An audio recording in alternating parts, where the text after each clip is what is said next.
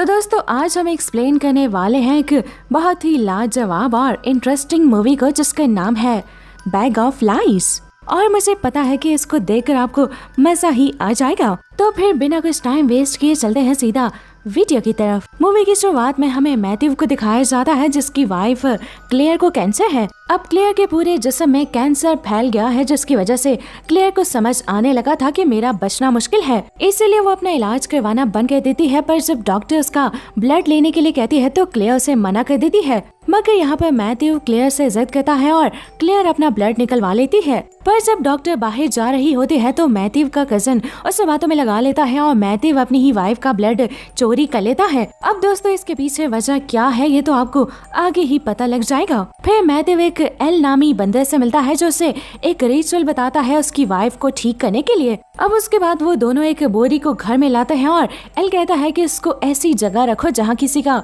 आना जाना ना हो, इसलिए मैथ्यू उसे बेसमेंट में रखता है। फिर एल उसे बताता है कि इस रिचुअल को करने के लिए पहले तुम्हें एक कैंडल जलानी होगी और उसके बाद क्लेयर का ब्लड इस बोरी के अंदर डाल देना, फिर अपनी विश को मांगना, मगर उसके बाद ना ही तुम इस बोरी को देखोगे और ना ही टच करोगे, और तुम्हें याद रहे कि जहाँ ये बोरी है वहाँ तुमने जाना नहीं है। एल उसे ये भी बताता है कि हो सकता है कि 2-3 दिन के लिए तुम्हारे घर उल्टी सीधी चीजें हों, तो तुम्हें उन्हें बर्दाश्त करना होगा। अब रात में मैथ्यू एल के बताए हुए तरीके से पूरा रिचुअल करके बेसमेंट से बाहर आ रहा होता है, मगर तभी उसका लाइटर गेट बंद करते हुए कमरे में गिर जाता है, इसलिए मैथ्यू को उसे उठाने के लिए कमरे में जाना पड़ता है, यानी उसने इस रिचुअल का एक रूल तोड़ दिया है। खैर अगले दिन जब मैथ्यू किचन में काम कर रहा था तो उसे अपने रेडियो से किसी की आवाजें सुनाई दे रही थी जिससे मैथ्यू बहुत ही ज्यादा डर जाता है। फिर रात में भी जब मैथ्यू सो रहा होता है तो उसे फिर से किसी की आवाजें सुनाई देती हैं, लेकिन अब वो आवाजें काफी क्लियर थी जिसमें क्लियर कह रही थी कि पता नहीं क्यों मुझे कैंसर हो गया है, बल्कि कैंसर तो मैथ्यू को होना चाहिए था। अब ये सुनकर मैथ्यू को गुस्सा आ जाता है, मगर जब मैथ्यू क्लियर के कमरे में जाता है तो क्लियर तो सो रही होती है। अब इसलिए मैथ्यू समझ आता है कि ये सब कुछ उस बोरी की वजह से हो रहा है। फिर अगले दिन जब मैथ्यू और उसका कजन गोल्फ खेल रहे थे तो उनकी बॉल बेसमेंट में चली जाती है, लेकिन जब मैथ्यू का कजन बॉल को लेने जाने लगता है तो मैथ्यू उससे रोक देता है और कहता है कि छोड़ो अब मैं नहीं खेल रहा। अब ये सुनकर उसके कजन को काफी अजीब लगता है, इसलिए वो उसके जाने के बाद बेसमेंट में जाता है और वहाँ वो उस बोरी को भी देख लेता है, यानी कि अब उस रिचुअल के बहुत सारे रूल्स टूट गए हैं और अब हो सकता है कि अब वो रिचुअल उल्टा भी पड़ जाए। फिर मैथ्यू का कजन उसके पास आकर उसे उस बोरी के बारे में पूछता है, मगर ये सुन के मैथ्यू इस पे बात गुस्सा करता है कि आखिर तुम उस रूम में गए ही क्यों थे। लेकिन उसका कजन कहता है कि तुम क्या करना चाह रहे हो, जिस पर मैथ्यू कहता है कि मैं अपनी वाइफ को ठीक करना चाह रहा हूँ। फिर दिन गुजरते जाते हैं और मैथ्यू के साथ अजीब सी चीजें होना मामूल बन गया था, मगर अब तो उसे एक लड़की भी दिखाई देने लगी थी जिसके हाथ पर एक काला निशान था। अब इन चीजों से डर के मैथ्यू एल से कांटेक्ट करने की कोशिश करता है, पर उसका मोबाइल बंद था और मैथ्यू को उसका एड्रेस भी पता नहीं था। फिर कुछ दिनों के बाद मैथ्यू देखता है कि क्लेयर खुद किचन में आई है और इसमें काफी बेहतरी आ रही है जैसे कि वो रिचुअल काम कर रहा हो, मगर जब मैथ्यू पीछे मुड़ता है तो कोई उसके कंधे पर हाथ रखता है, मगर यहाँ पर जब मैथ्यू हाथ देखता है तो वो काफी अजीब सा था। फिर डर कर मैथ्यू जब पीछे मुड़ता है तो वहाँ क्लेयर बैठी हुई थी। यहाँ पर मैथ्यू को लगता है कि ये कोई एंटिटी है, इसलिए वो चिल्लाकर कहता है कि चली जाओ यहाँ से, मगर क्लेयर को लगता है कि ये मैथ्यू ने उसे बोला है, इसलिए वो उससे नाराज होकर अपने रूम में चली जाती है। अब रात में क्लेयर खुद चलकर मैथ्यू के पास आती है और ये देखकर मैथ्यू बहुत ज्यादा खुश हो जाता है। फिर क्लेयर आकर कुछ देर उसके पास लेट जाती है और फिर वॉशरूम में जाती है, मगर तभी मैथ्यू के पास कॉल आती है और कॉल पर क्लेयर थी। अब ये सुनते ही मैथ्यू के तो होश ही उड़ जाते हैं, क्योंकि अभी जो उसके पास लेटी हुई थी वो कोई क्लेयर नहीं बल्कि एक एंटिटी ही थी। फिर मैथ्यू क्लेयर के कमरे में जाता है तो क्लेयर सच में वहाँ लेटी हुई थी। ये देखकर जब वापस मैथ्यू बाहर आता है तो उसे फिर से वही लड़की दिखाई देती है जिसके हाथ पर काला निशान था।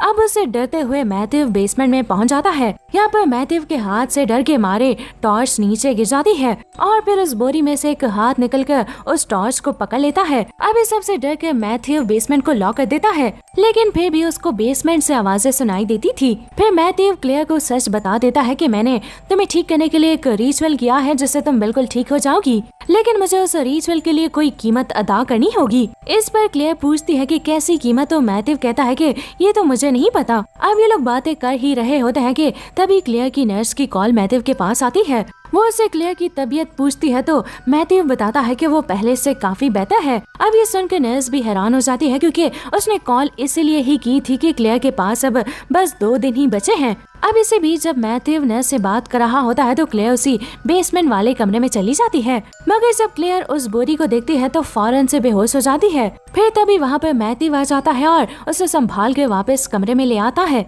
मगर अब उससे क्लेयर की ये हालत देखी नहीं जा रही थी, इसलिए वो उस बोरी को घर से निकाल कर फेंकना चाह रहा था, मगर अब तक वो बोरी और भी ज्यादा भारी हो गई थी।